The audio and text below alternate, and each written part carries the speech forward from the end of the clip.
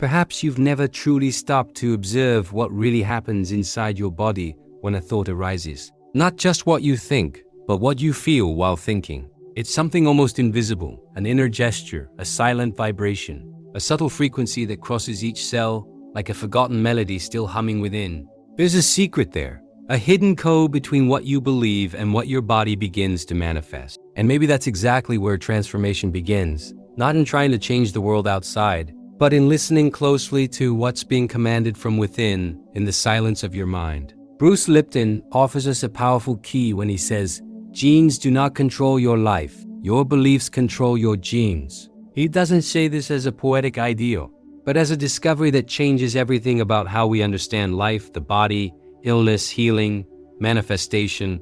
Each thought you have carries more than an idea. It carries a biochemical message, a vibrational command, an impulse the body receives as truth, even if you've never spoken it out loud. And this body, far more than flesh and bone, begins to react. It begins to obey. It's not just your conscious thoughts that matter. It's mostly those you no longer even notice. The ones that repeat like old echoes, inherited patterns, silent beliefs still vibrating fear, scarcity, abandonment, unworthiness. The science of epigenetics shows us that the cellular environment responds to vibration, and if that environment is shaped by what you feel is true, then your thoughts become the soil where your life either blossoms or stalls. Bruce Lipton uses the metaphor of the cell as an antenna, picking up signals from its environment. But that environment isn't just the outer world. It's the inner climate, the emotional tone with which you live your day. The difference between mechanical thinking and conscious thinking lies in presence. To think by habit is like replaying a song without listening to the lyrics. But to think with awareness is like composing a new melody, one your body recognizes and the universe responds to. Joe Dispenza reminds us, when you think the same thought, make the same decisions, take the same actions, you're living in the past and calling it your future. And if the thought that follows you every day is simply repeating the past, there is no vibrational space for the new to arrive, no matter how badly you want it. But there is a bridge between the thought that commands the body and the frequency that informs the field around you. This bridge is made of choice, of awareness, of emotion, fully felt.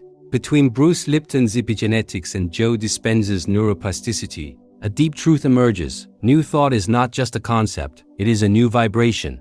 And when you learn to cultivate it with intention and presence, you plant a new destiny in your body. Today we will walk this path together, a path that begins in the mind but ends in the heart and in the body. Because your body hears everything your soul whispers. And maybe what's missing isn't more effort, but a new signal, a new frequency, a new way of thinking the world from the inside out.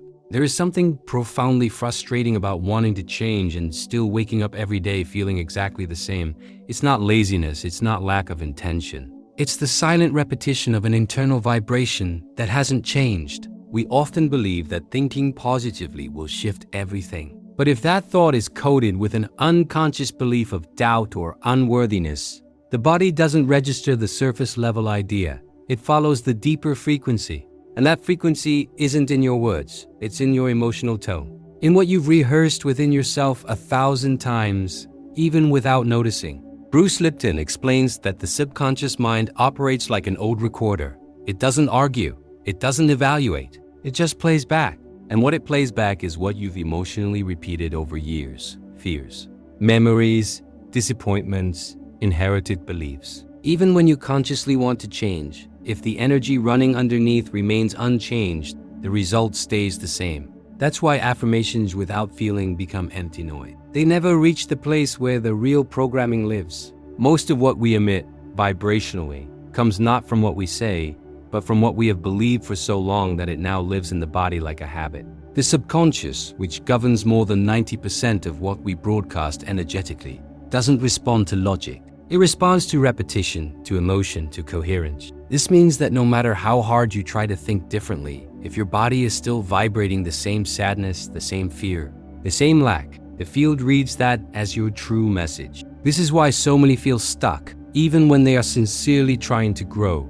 Because the change hasn't yet happened in the energy that precedes the thought, in the subtle emotional layer that quietly decides what you allow yourself to expect. The shift only begins when the body starts to feel safe enough to believe in something new, not just think it, but truly feel it, not just desire it, but embody it. And that embodiment doesn't come from intensity, but from consistency, from gently teaching your body moment by moment that something new is possible. Your reality doesn't resist change because it's fixed. It resists because it mirrors the vibration you forgot you were still sending. A vibration shaped not by the future you long for, but by the emotional memory you haven't yet released. There is a subtle kind of fear that lives in the background of our days, not the loud, overwhelming kind, but the quiet tension of uncertainty. It shows up in the urgency to get things right and the worry that time is running out. In the silent question, what if it doesn't work?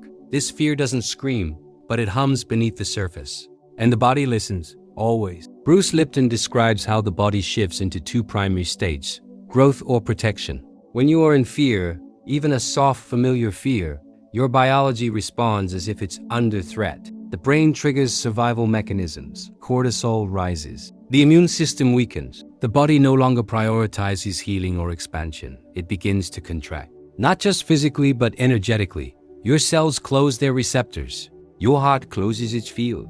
The body prepares to endure, not to evolve. And this has a profound consequence on your capacity to manifest. Thoughts that emerge from fear carry a frequency that contradicts abundance. Even when those thoughts are about your dreams, if they are born from doubt or lack, they do not reach the field as clarity. They arrive as confusion. The universe doesn't reject them. It simply mirrors back the vibration they were sent with. And so instead of creating something new, we recreate more of the same obstacles, the same delays, the same invisible walls. This is not about blaming yourself for being afraid. Fear is human, it's protective. It comes from a deep place of trying to survive. But when we don't recognize its presence, we allow it to design our future. We begin to manifest from a place of contraction instead of from expansion.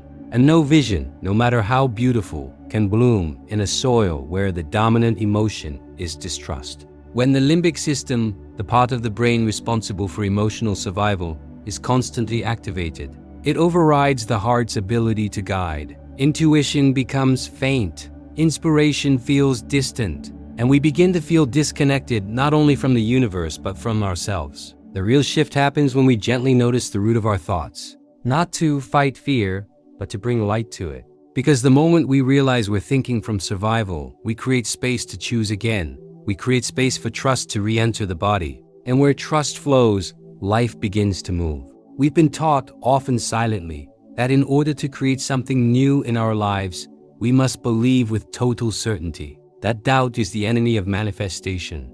That, unless we are absolutely sure, nothing will happen. But this belief, though well-intentioned, often creates more pressure than clarity. It leaves many in a state of waiting to believe enough, to feel ready enough, to be worthy enough. And so they postpone their own transformation. But the body doesn't wait for perfect belief. The body responds to emotion. And that is the turning point. You don't need to convince your mind of every detail. You only need to allow your body to feel the state as if it were already true. Because emotion is the language of the body. It is how your cells interpret experience. Not through logic, but through chemistry.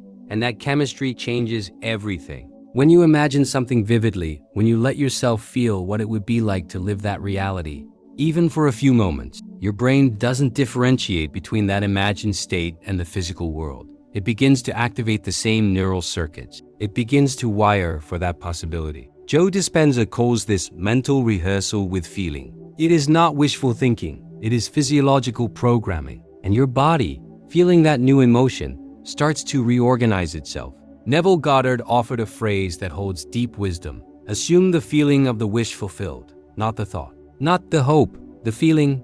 Because reality, as we experience it, responds not to what we ask for, but to the state we occupy when we ask. And that state is shaped, moment by moment, by what we allow ourselves to feel. This is not about pretending. It's about practicing presence in a new emotional space. Letting the body know that safety, joy, connection, abundance, all of it can be remembered now, even before it arrives.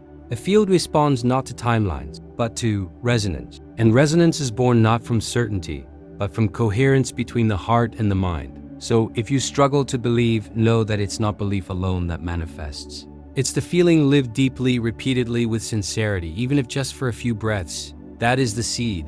That is the signal. That is the shift. In the midst of a busy day, when your mind starts to wander into old patterns and the body begins to contract with familiar tension, it helps to have something simple, something small yet powerful, that can bring you back. Not a solution, not a technique, but a reminder. A phrase that doesn't just speak to your intellect, but to your energy. An anchor thought. A signal to your inner world that there is another frequency available right now. This is not about repeating empty affirmations. It is about creating a phrase that holds emotional truth for you. A phrase that, when whispered internally, feels like it touches something deeper. Something that knows. Something that remembers. Like a melody only your soul recognizes. And when this phrase is paired with a breath, a hand over the heart, a conscious pause, it becomes a doorway. A vibrational reset. A moment where the body stops running from the past and starts aligning with a new signal. One such phrase could be, I am becoming now who already exists in the field. It is simple, but it carries layers. It acknowledges the becoming, the unfolding. It affirms the now, the present moment as the place of power. And it invites the possibility that your future self is not far away but vibrationally near, waiting to be received. Bruce Lipton teaches that the most powerful moments for reprogramming are those when the brain is in slower wave states just after waking and just before sleep. In these thresholds between worlds, the subconscious is more open, more impressionable. This is when your anchor thought becomes not just a mental note, but a vibrational instruction, a new emotional code. And when repeated with sincerity, especially in those quiet moments, the body begins to learn a different rhythm. Over time, this phrase becomes more than words. It becomes a state, a posture of being. A frequency you begin to recognize and return to even amidst uncertainty. Because you've trained your nervous system to know, this is what alignment feels like. This is what trust feels like. This is what becoming feels like. And in that return, gentle, consistent, compassionate, your vibration shifts, not with force, not with effort, but with the quiet power of presence. A thought is never just a thought. It is a seed, small, invisible at first, yet carrying within it the potential to reshape your entire inner landscape. But just as no gardener expects a seed to bloom the moment it touches the soil, you too must honor the time it takes for your new thoughts to root, to rise, to reach light. This process is not only natural, it is sacred. The seed does not question itself. It does not anxiously seek proof that it will grow. It simply holds its blueprint within, quietly trusting the intelligence of the earth to unfold what it already knows it is. And so, it is with your thoughts. When planted in a soil of coherence, when nurtured with feeling, presence, and repetition, they begin to speak to the field, not with noise, but with resonance, not with urgency, but with alignment. But what happens when the soil is contaminated? When the emotional body is filled with scarcity, self-doubt, fear, or grief, even the most sincere thought struggles to take root. Not because it lacks power, but because the environment doesn't yet support its growth. And this is where many feel disheartened. They plant intentions, but feel nothing change.